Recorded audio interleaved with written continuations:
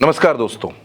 सोनम रघुवंशी, इस नाम से आप अच्छी तरह वाकिफ हैं। सोनम रघुवंशी, राजा रघुवंशी केस लगातार सुर्खियों में रहा था, लेकिन सोनम रघुवंशी को जमानत मिल गई थी।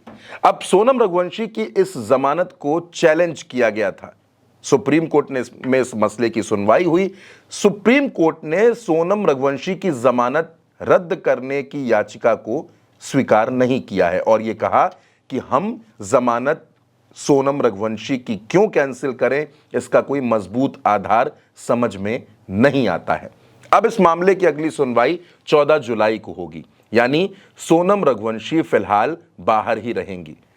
सोनम रघुवंशी शिलांग में रह रही हैं और उन्होंने साफ तौर पर कहा था कि वो अभी इंदौर नहीं जाएंगी, ना ही इंदौर जाने की कोई प्लानिंग है जब तक वो इस मसले में पूरी तरीके से बरी नहीं हो जाती हैं।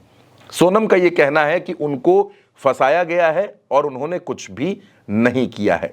इस मसले की सच्चाई क्या है वो धीरे धीरे ही समझ में आएगी दोस्तों। दरअसल आप जानते हैं कि सोनम रघुवंशी की शादी इंदौर के ही रहने वाले राजा रघुवंशी से हुई थी। शादी के बाद दोनों हनीमून पर गए थे और हनीमून में जो कुछ सामने आया उसने पूरे देश में एक नई बहस छेड़ दी थी। राजा रघुवंशी की पत्नी सोनम उत्तर प्रदेश के गाजीपुर में एक ढाबे पर बेसुध हालत में मिली थी और उन्होंने बताया, जो कहानी उन्होंने बताई कि उनको लूटा गया इस तरीके से और राजा को मार दिया गया।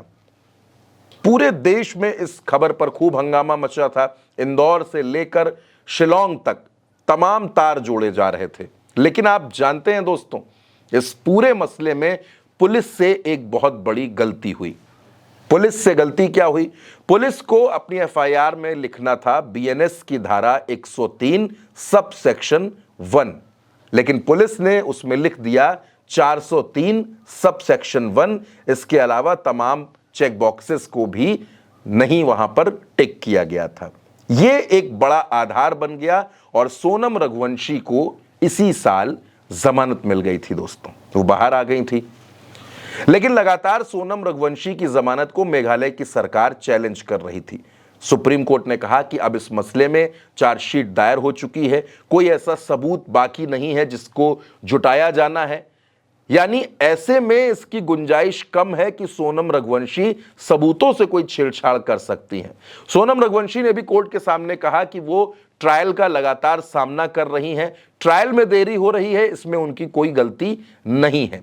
सोनम रघुवंशी ने कहा कि वो सबूतों के साथ किसी तरीके की छेड़छाड़ नहीं करेंगी और जांच में पूरा सहयोग करेंगी।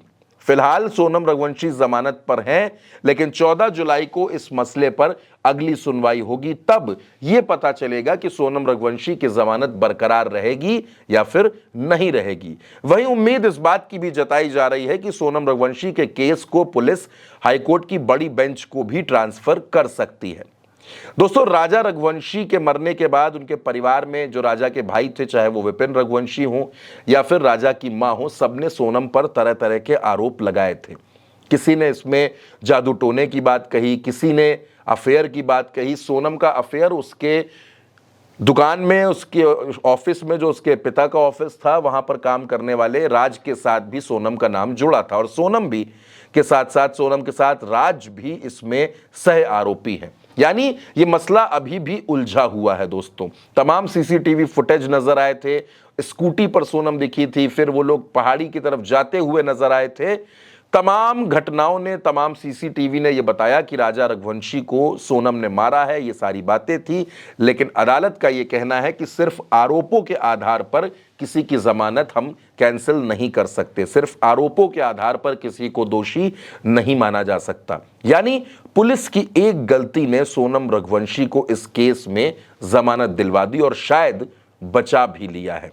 दोस्तों, सोनम रघुवंशी जैसा एक और केस आपने अभी हाल फिलहाल देखा, जो सिया और केतन का केस है। केतन को भी इसी तरीके से पहाड़ी से धक्का दिया गया, लेकिन उस मसले में भी सिया के वकील का यह कहना है कि सिया पर डायरेक्ट कोई आरोप नहीं है और ऐसे में सिया के बचने के जो राह है वो बहुत आसान है। सोनम और सिया दोनों का केस लगभग एक जैसा है और दोनों इस मसले में बचती हुई नजर आ रही हैं। कहीं पर सबूत उतने मजबूत नहीं है तो कहीं पर पुलिस की बड़ी लापरवाही दिख रही है। हालांकि अभी सोनम और सिया दोनों ही केस में फाइनली कुछ कहा जा सके ऐसा कुछ नहीं है, लेकिन 14 जुलाई की तारीख यह तय करेगी कि सोनम सलाखों के बाहर रहेंगी या फिर एक बार फिर उनको सलाखों में जाना पड़ेगा। इस पूरी खबर पर आप क्या सोचते हैं? आप अपनी राय हमें कमेंट बॉक्स में जरूर बताइएगा। नमस्कार।